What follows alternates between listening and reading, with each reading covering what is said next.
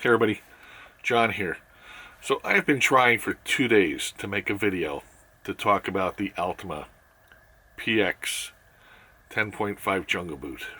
And I've had trouble doing so because I get distracted by talking about all the new features. Fact of the matter is, you can look up the specs yourself. What I want to talk to you about is something that I've never discussed before in a review of a boot or anything else that I've ever discussed. And that is how well this boot fits. I've never encountered a boot that fit me this well before. It is amazing. You know, in all of my years, I've always accepted a certain amount of break-in period and a certain amount of pain and suffering associated with that break-in period. And if you've had a pair of boots on your feet, you know what I'm talking about. Sometimes it'll be on the outside of the foot. Sometimes it'll be on the inside, behind the big toe. A lot of times it's right across the back of the heel.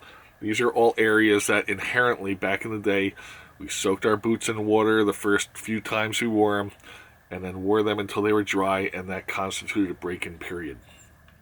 For some reason, though, and I'm not sure if it's quality control or a little more attention to detail or what the story is exactly, but these Altamas fit perfectly right out of the box. And I was a little concerned about a break-in period, but I didn't go through any of the pain or discomfort associated with that. Now here's the other thing. I always, in the past, have accepted a certain amount of slop when I'm wearing a combat boot.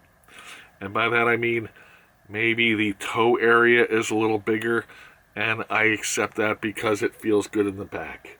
Or maybe the front felt good, and the heel was always a little loose, and going down a hill, my heel would ride up, or going down a hill, maybe my toe would slide down into the toe area, and that would hurt. And I always accepted that slop because of the utilitarian nature of the footwear. But again, this boot fits so well that it comes off like an extension of my foot, to the degree that in the past, my fiance used to criticize me for wearing combat boots in public because she said I sounded like Frankenstein walking down the street. And I think that's because the boot I was wearing didn't fit perfectly, and so the gap that was created between my foot and the sole of the boot, when I would step down, that would make sort of a clumping sound. This boot has none of that. This boot, as I keep saying, fits seamlessly to my foot, such that when I go walking, it's now possible to walk very stealthily with these boots, surprisingly enough, something that I've never really experienced before. The other thing is, if you were sitting there with this boot on your foot, eventually you sort of lose track of the fact that you've got this boot on your foot. It's amazing.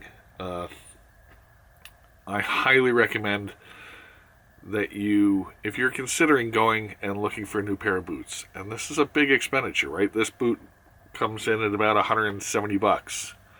So this is no